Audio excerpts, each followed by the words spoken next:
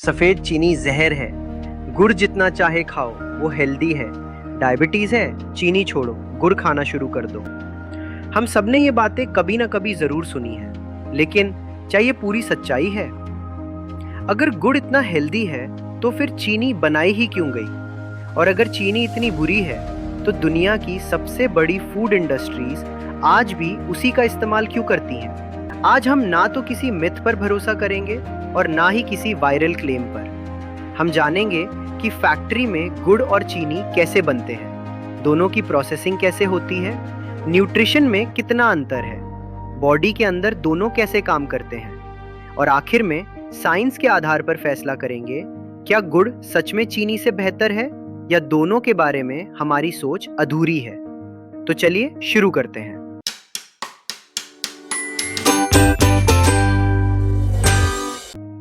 दिलचस्प बात यह है कि गुड़ और चीनी दोनों की कहानी एक ही जगह से शुरू होती है, शुगर केन। हजारों साल पहले लोगों के पास मॉडर्न शुगर फैक्ट्रीज नहीं थी। गन्ने का रस निकाला जाता था, उसे उबाला जाता था, और जो गाढ़ा मीठा प्रोडक्ट बनता था उसे हम आज जैगरी या गुड़ कहते हैं। समय के साथ टेक्नोलॉजी आगे बढ़ी और लोगों ने सोचा अगर इसी गुड़ को और प्यूरिफाई किया जाए तो क्या हमें और शुद्ध स्वीटनर मिल सकता है। यहीं से जन्म हुआ रिफाइंड शुगर का। दोनों की शुरुआत बिल्कुल एक जैसी होती है, sugar cane, juice extraction, filtering, heating और कॉन्सेंट्रेटेड सिरप। अगर इसी स्टेज पर प्रोसेस रोक दी जाए तो बन जाता है जैगरी। लेकिन अगर प्रोसेस आगे बढ़े, जूस को और प्यूरिफाई किया जाए, क्रिस्टलाइजेशन हो, तो वही बन जाता है रिफाइंड शुगर। यानी डिफरेंस रॉ मटेरियल में नहीं, प्रोसेसिंग में है। अब बात करते हैं उस मिथ की जिस पर आज भी लाखों लोग यकीन करते हैं।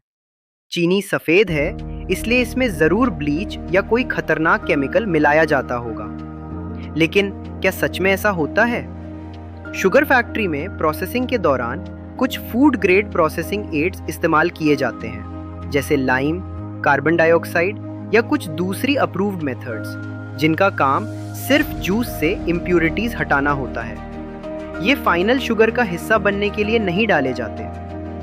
चीनी सफेद इसलिए नहीं होती क्योंकि उसमें ब्लीच मिलाया गया है, बल्कि इसलिए क्योंकि उसे बार बार प्यूरिफाई करके लगभग प्योर सुक्रोज क्रिस्टल बना दिया जाता है। दूसरी तरफ कमर्शियल जैगरी बनाने में भी कई बार क्लैरिफाइंग एजेंट्स इस्तेमाल किए जाते हैं और कुछ जगह रंग बेहतर दिखाने के लिए गलत तरीके भी अपनाए जाते हैं। इसलिए नेचुरल लिखा होने का मतलब हमेशा केमिकल फ्री होना नहीं होता। अब बात करते हैं न्यूट्रिशन की। ज्यादातर लोगों को लगता है कि गुड़ में चीनी बहुत कम होती है, लेकिन सच्चाई कुछ और है। अगर आप 100 ग्राम रिफाइंड शुगर खाते हैं तो आपके शरीर में लगभग 100 ग्राम शुगर जाती है, और अगर आप 100 ग्राम जैगरी खाते हैं तो उसमें भी लगभग 85 से 95 ग्राम शुगर होती है। यानी गुड़ का लगभग 90% हिस्सा भी शुगर ही है। बाकी बचता है थोड़ी सी मॉइस्चर और बहुत कम मात्रा में मिनरल्स, जैसे आयरन, कैल्शियम, पोटेशियम और मैग्नीशियम। यही वजह है कि गुड़ चीनी से थोड़ा ज़्यादा न्यूट्रिशियस ज़रूर है, लेकिन एक सवाल पूछिए, अगर आपको आयरन चाहिए तो क्या 10 मिलीग्राम आयरन पाने के लिए 90 ग्राम शुगर खाना चाहेंगे? शायद नहीं। इसलिए गुड़ में मिनरल्स हैं, लेकिन उसे मिनरल सप्लीमेंट समझना एक बड़ी गलतफहमी है। अब बात करते हैं बॉडी के अंदर क्या होता है। हमारे शरीर को फर्क नहीं पड़ता कि स्वीटनेस गुड़ से आई है या चीनी से। दोनों का मुख्य हिस्सा सुक्रोज है। डाइजेस्टिव सिस्टम इसे ग्लूकोज और फ्रक्टोज में तोड़कर ब्लड स्ट्रीम में भेज देता है। इसलिए गुड़ हो या चीनी, दोनों ही ब्लड शुगर बढ़ाते हैं। आपने अक्सर एक शब्द सुना होगा, ग्लाइसेमिक इंडेक्स।